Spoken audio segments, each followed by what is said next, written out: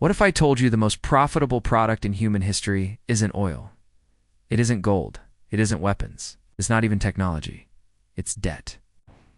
Not the kind you casually think about. Not the loan you took for college. No.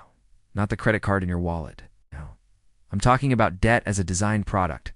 Engineered, packaged, sold, resold, insured, traded, and monetized again and again. Long after the original borrower stops breathing. Here's the uncomfortable mystery. How did debt, something that produces nothing, become more valuable than factories, labor, land, or even nations themselves? Why does the global economy collapse when debt stops growing? Why do governments, banks, and corporations all seem terrified of one thing? Not debt itself, but the absence of it. Because once you see how debt really works, you realize something disturbing. Most of us aren't free participants in the economy. We're raw material, and debt is the product. But this didn't happen overnight. This wasn't an accident, and it wasn't inevitable. So let's rewind. Way back before debt became a weapon, before it became a business model, before it became the invisible chain around modern life. For most of human history, debt was dangerous, not for borrowers, for lenders. In ancient societies, lending money was risky, personal, and limited. You loaned grain, livestock, or silver to someone you knew. If they failed, you failed too. Debt had consequences, but it also had limits. In ancient Mesopotamia, around 2000 BCE, kings regularly declared debt jubilees. All debts were erased, slaves freed, land returned. Why? Because rulers understood a brutal truth early on. If debt piles up forever, society collapses.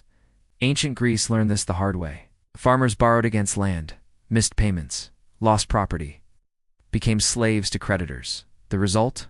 Riots, revolutions, political chaos. Rome followed the same path. Debt concentration led to massive inequality, land grabs, and eventually civil war. So ancient societies created guardrails. Interest rate caps, debt forgiveness, strict moral rules against usury. Debt was tolerated but never worshipped. Fast forward a few centuries and everything changes. Not because humans got smarter, but because systems got sneakier. Origins: when debt was rebranded as progress.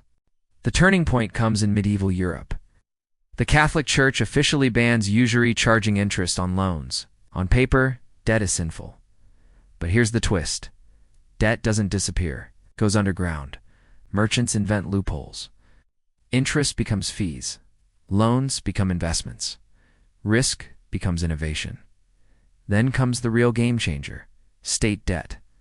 In the 1600s, European monarchs need money fast. Wars are expensive. Taxes are politically risky. So governments borrow. But unlike peasants, governments never fully repay. Instead, they rolled debt forward indefinitely. Enter the Bank of England in 1694. For the first time in history, a private institution lends massive sums to a government and earns guaranteed interest paid by taxpayers. This is the moment debt stops being a burden and starts becoming an asset. A safe one, a predictable one, a tradable one. Debt is no longer just something owed, it's something owned. And once something can be owned, it can be sold. Now the incentives flip. The goal isn't to eliminate debt, the goal is to expand it. The Industrial Revolution doesn't just change factories, it transforms finance. Railroads, steel plants, shipping empires. None of it is funded with saved money. It's funded with borrowed money. Banks realize something revolutionary. If debt fuels growth, then growth can justify more debt. And if growth slows, create new reasons to borrow. This is when debt becomes standardized. Mortgages, corporate bonds, government bonds, consumer credit debt is sliced, rated, bundled, and sold. Banks don't need borrowers to succeed anymore. They just need payments to flow. And if borrowers fail, collateral takes over. Land, homes, labor, debt becomes a machine, and machines don't care about morality. By the early 20th century, something terrifying is happening. Entire economies depend on perpetual borrowing, and if borrowing ever stops, everything breaks. The 1920s are a debt party. Easy credit, margin loans, speculation everywhere. People buy stocks with borrowed money. Businesses expand on leverage. Banks multiply money through fractional reserves. It's all vibes until it's not. Markets crash. Debt doesn't disappear when prices fall. It gets heavier. People default. Banks collapse. Credit freezes. The global economy implodes. Here's the key lesson. Policymakers take away, this is crucial. The problem wasn't too much debt. The problem was debt stopping. So instead of reducing dependence on debt, governments decide to manage it. That decision shapes the next 100 years. After World War II, governments embraced deficit spending. Borrow during bad times. Grow your way out. It works for a while. But there's a catch no one talks about. Debt never goes back to zero. Each crisis adds another layer. Each recovery starts from a higher base. And slowly, silently, debt becomes permanent. By the 1970s, the system is straining. Inflation rises, growth slows, trust erodes, so the system pivots again. The rise, Part 2, financialization, eats the economy starting in the 1980s. Finance stops supporting the economy, it becomes the economy. Banks move away from boring loans. They invent derivatives, securitization, and leverage on steroids. Mortgages are bundled, student loans are sold. Credit card debt is packaged like a product on Amazon. Debt is now insured, hedged, traded globally. The borrower becomes irrelevant. All that matters is cash flow. And if someone can't pay, place them. Debt has officially become immortal. Breaking point minus 2008, and the mask comes off. The 2008 financial crisis exposes everything. People can't pay mortgages. Housing prices fall. Debt instruments collapse. But watch what happens next.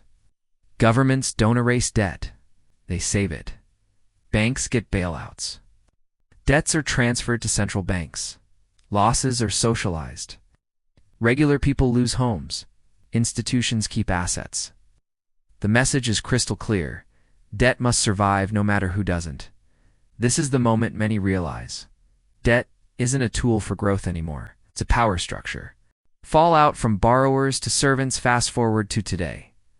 Student debt chains generations. Credit cards fund survival.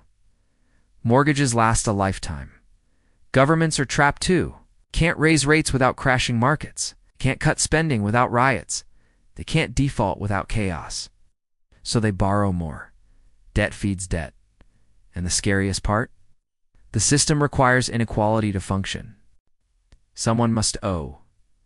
Someone must pay interest. Someone must fall behind. Debt needs pressure to stay profitable. Modern parallels? Same game. New skins. Look at developing nations. IMF loans, structural adjustments, currency pegs. Countries borrow to stabilize economies and spend decades repaying often more than they originally received. Debt becomes a leash. Same pattern repeats. Promise growth. Demand austerity, extract payments. The names change. The mechanics don't. This is not coincidence. It's design. The real product, time, labor, and control debt isn't about money. It's about time. Your future labor is sold in advance.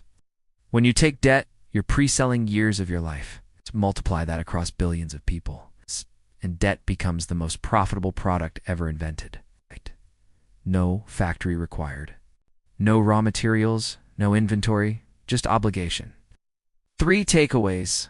What this all means. 1. Debt is not neutral. It shapes behavior, politics, and power. 2. The system depends on your obligation. Freedom threatens profitability.